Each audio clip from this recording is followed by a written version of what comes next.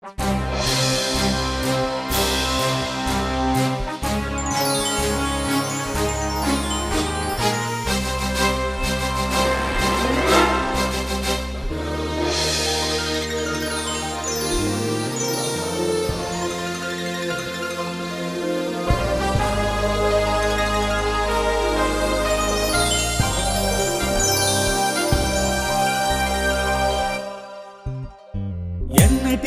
ఎడబాయని శాశ్వతమైన ప్రేమతో అందరినీ బ్రతికించే నిత్యమైన కరుణతో రెపరెపలాడుచూ పిలుస్తూ ఉన్నది జయకేతనమై జయకేతనమై తరంగ ఘోషలా వినిపిస్తున్నది విజయనాదమై విజయనాదమై అఘముల బాపే నిజమిదని బోధించే పరలోక రాజ్యధ్వని అఘముల బాపే నిజమిదని బోధించే పరలోక రాజ్యధ్వని అగాపే విజయధ్వని అగాపే విజయధ్వని అగాపే విజయధ్వని మన ప్రభు అయిన యేసుక్రీస్తు పేరట మీకందరికీ నా ప్రత్యేకమైన వందన వచనం. మనం యూదా పత్రిక 9వ వచనాన్ని గత వారం కొన్ని విషయాలు ధ్యానం చేశాం. ఈరోజు మరికొన్ని విషయాలు కూడా ధ్యానిద్దాం. యూదా వ్రాసిన పత్రిక 9వ వచనాన్ని ఒకంత చదువుకుందాం. అయితే ప్రధాన దూత అయిన మికాయేలు అపవాదితో వాదించుచు మోషే యొక్క శరీరమును గూర్చి తర్కించినప్పుడు దూషించి తీర్పు తీర్చ తెగింపక ప్రభువు నిన్ను గద్దించునుగాక అనెను. గత వారం మికాయేలు దూత యొక్క ప్రత్యేకతలను గురించి కొన్ని చెప్పాను. మోషే యొక్క నిర్యాణమును గురించి మరికొన్ని విషయాలు, అలాగే మోషే యొక్క మృతదేహం కనబడకుండా పాతిపెట్టబడటానికి గల 2 కారణాలు గత వారం మనం చెప్పుకున్నాం. అయ్యో మేము గత వారం వినలేకపోయామండి వర్తమానమని బాధపడకండి. పాస్టర్ పిటి వర్గీస్ అని చెప్పి యూట్యూబ్లో మీరు జస్ట్ టైప్ చేస్తే చాలు, నేను ఇప్పటి వరకు అందించిన అనేక వర్తమానాలు మీకు ఆ యూట్యూబ్లో దర్శనమిస్తాయి. దీనికి ముందు ఉన్నటువంటి పోయిన వారు ప్రసంగంలో దీన్ని తెలుసుకోవచ్చు.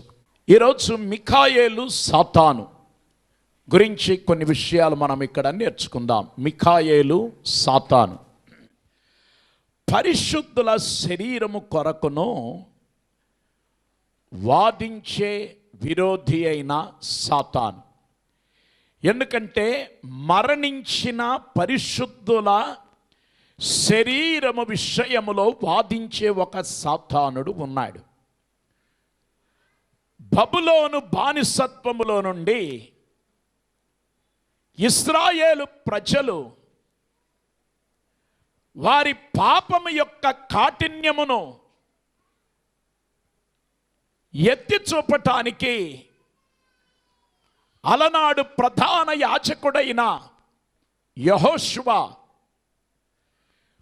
మలిన వస్త్రధారిగా దైవ సన్నిధిలో కూర్చోటం జరిగిందన్నమాట.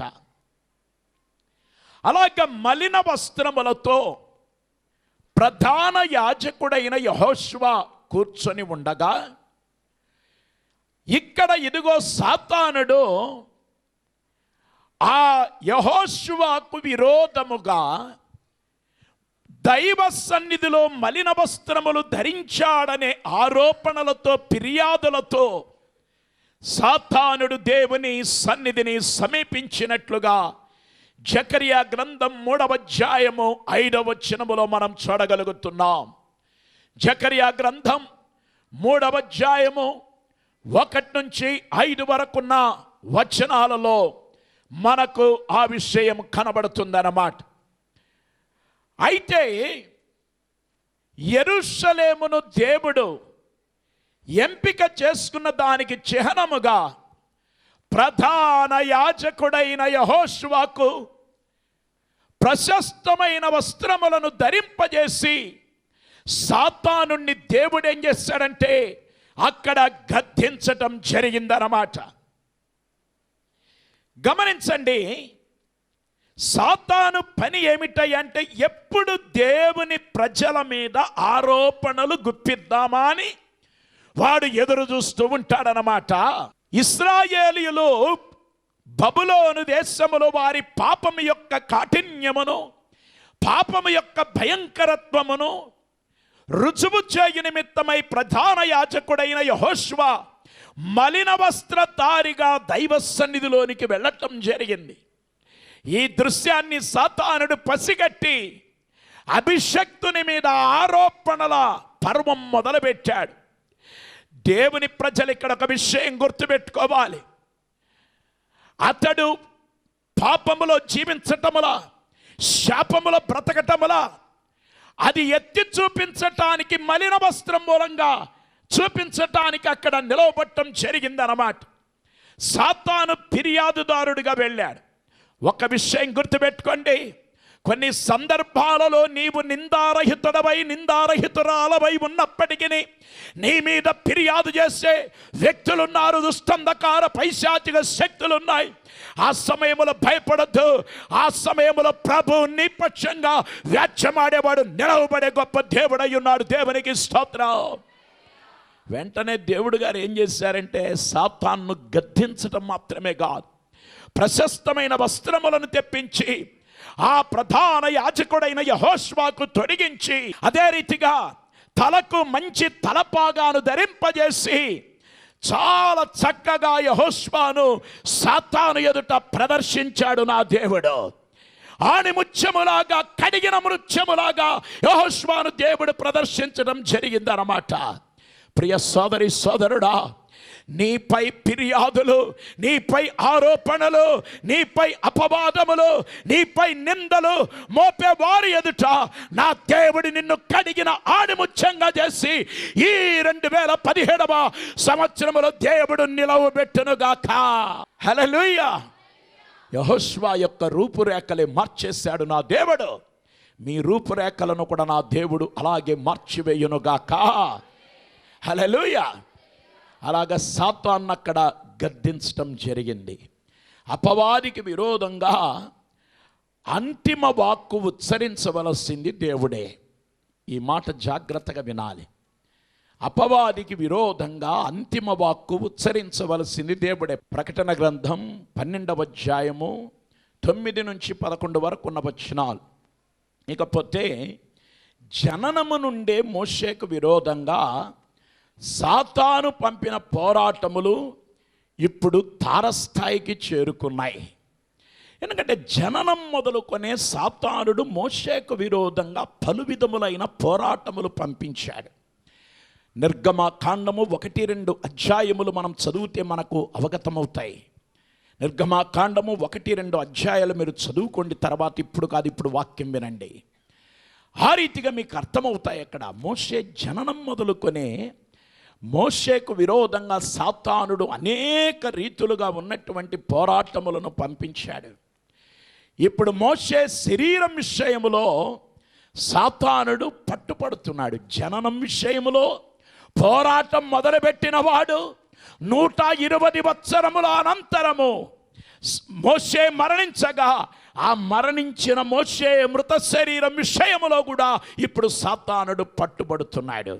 ఒక్కటి మాత్రం గుర్తుపెట్టుకోండి ప్రియ శ్రోతలారా, సోదరి సోదరులారా, నీవు జన్మించినప్పుడే సాతాను నీకు విరోధంగా పోరాటం మొదలుపెట్టాడు.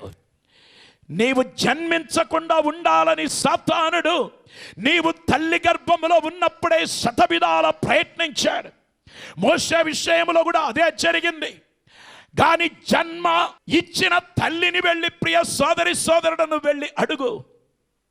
నీవు తల్లి ఉదర భాగములో ఉన్నప్పుడే, తల్లి గర్భవాసములో ఉన్నప్పుడే ఏదో ఒక రీతిగా నిన్ను నాశనం చేయాలని సాతానుడు శతవిధాల ప్రయత్నించాడు. కానీ అపవాది శక్తులను లయపరచి నా దేవుడు సజీవుడుగానే అన్ని అవయవములు మంచిగా ఉండే రీతిగానే దేవుడి లోకానికి నిన్ను పంపించినందుకు మిత్రమా దేవుని నువ్వు స్తుతించవలసిన వ్యక్తివై ఉన్నావు.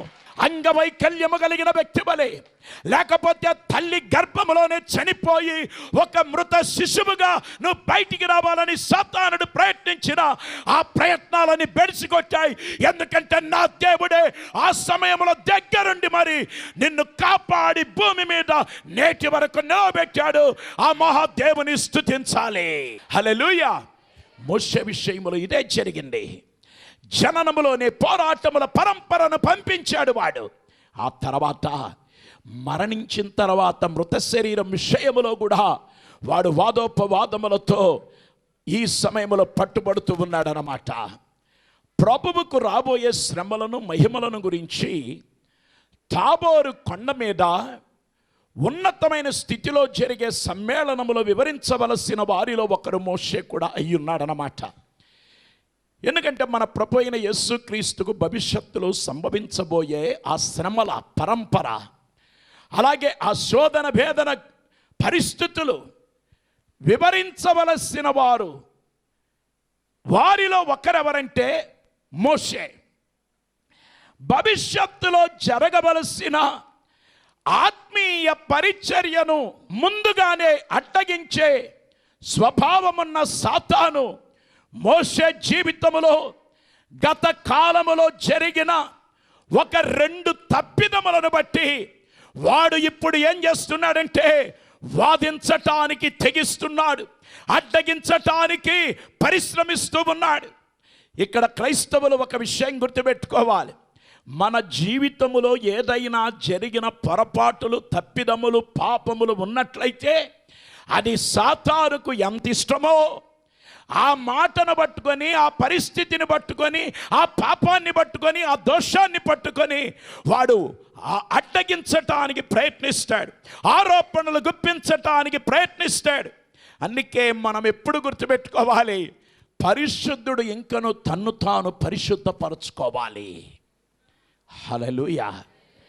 ఈ దినాలలో ఎంతసేపు అభిషక్తులైన దైవ సేవకులారా, నీకు ఆశీర్వాదాలు వస్తాయి, దీవెనలు వస్తాయి, సైకిల్ పట్టుకొచ్చి కారు పట్టుకుపోండి అనే ఆశీర్వాద ప్రసంగాలు ఆపి ప్రజలను పరిశుద్ధతలో నిలవబెట్టే విశ్వాస జీవితంలో స్థిరపరచబడజేసే వర్తమానములు ప్రకటించు నిమిత్తమై పాపమును ఖండించే బోధకులుగా ముందుకు రమ్మని పరిశుద్ధాత్ముడు ఆహ్వానం పలుకుతూ ఉన్నాడు. హల్లెలూయా, హల్లెలూయా, హల్లెలూయా. ఎందుకంటే సాతానుడు మన మీద ఎప్పుడు వేలెత్తి చూపుదామని తిరుగులాడుతున్నాడు. సాతానుడు కూడా ఆశీర్వదిస్తాడు, గుర్తుపెట్టుకోండి. యేసు ప్రభుతోనే అన్నాడు కదా, అయ్యా ఈ లోకరాజ్యాలన్నీ చూడండి, ఇవన్నీ నావి, ఒక్కసారి నాకు మొక్కుతే ఇవన్నీ మీవి అన్నాడట. యేసు ప్రభు ఓకే ఒక్కసారే కదా, ఒక్కసారి బుడింగమని చెప్పి వంగలాక్కడ. అరే సృష్టికర్త దగ్గరికి పోయి వాడు అంత మాట్లాడటానికి తెగిస్తే నీ దగ్గరికి వచ్చి మాట్లాడ్డా? అందుకే ఆశీర్వాదములు కాదు, నువ్వు గొప్ప విశ్వాసివని తేల్చేది ఎటువంటి పరిస్థితుల్లోనైనా, చావైనా, రేవైనా, కష్టమైన, నష్టమైన, ఉపద్రవమైన, కరువైన, ఖడ్గమైన, ఉన్నవైన, రాబోవైన, ఎత్తైన, లోతైన ఏదైనా క్రీస్తు ప్రేమలో నువ్వు నిలవబడి ఉండేదే అస్సలైన క్రిసిస్సలైన క్రైస్తవ జీవితం. గొప్ప ఆశీర్వాదం అన్నమాట. అది ఆశీర్వాదం నీకు కావాలి. భౌతికపరమైనవి ఈ లోకయాత్ర ముగించినప్పుడు అన్నీ ఇక్కడ విడిచిపెట్టి వెళ్ళవలసినవే కదా. ఎందుకు దాని కొరకు ఇంత పట్టు, ఎందుకింత తాత్పర్యము, ఎందుకింత ఆశ, ఎందుకింత దురాశ అని క్రైస్తవ మిత్రమా నీతో ప్రభు అడుగుతున్నాడు. అందుకే కొంతకాలం మాత్రమే కన్నీరు, అంతలో వర్షించునో ఈ పన్నీరు. హల్లెలూయా, హల్లెలూయా. మోషే జీవితంలో 1-2 తప్పిదములను ఎత్తిపట్టుకొని సాతానుడు ఆ కారణము చేత వాదోపవాదాలు జరుగుతూ దానికి కారణమైందన్నమాట. మొదటి కారణం ఏమిటంటే, ఒకానొక దినాన్న ఐగుప్తు దేశంలో 2 పోట్లాడుకుంటున్నారు. ఒకరేమో హెబ్రీయుడు, యూదా జాతికి చెందినవాడు, మోషే జాతికి చెందినవాడు. ఇంకొకడేమో ఐగుప్తీయుడు. వాళ్ళిద్దరూ పోట్లాడుకుంటూ ఉండగా మోషే వాళ్ళ మధ్యకి వెళ్ళి ఆ ఐగుప్తీయుని ఏం చేశాడంటే, మనాన్ని పట్టుకొని కొడుతున్నాడు, తిడుతున్నాడు అని చెప్పి ఐగుప్తుని లాగి 4 వీకి వాడేమైపోయాడంటే ఐగుప్తుడు చచ్చిపోయాడు. అమ్మో చచ్చిపోయాడని చెప్పి మోషే అటు ఇటు చూశాడట. ఇంకా ఎవరు కనబడలేదని చెప్పి గబుక్కున్న ఇసుక దవ్వాట.